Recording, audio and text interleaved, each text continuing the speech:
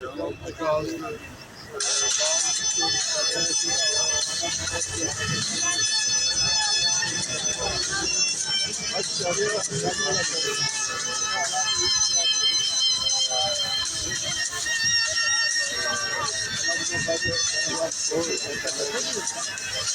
hasta bekler sabahı, ne taze ölü mezar, ne de şeytan bir günahı seni bekledim kadar.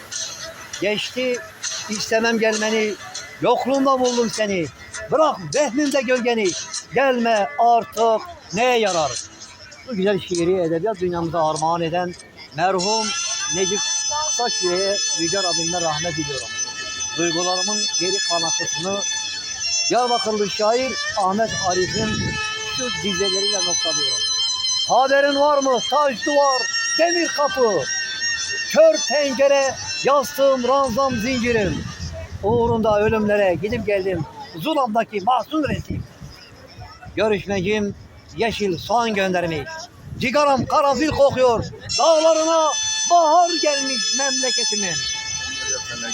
Bu gönül duygusuyla tüm gönül dostlarıma huzur ve nur dolu akşamlar istirham ediyorum.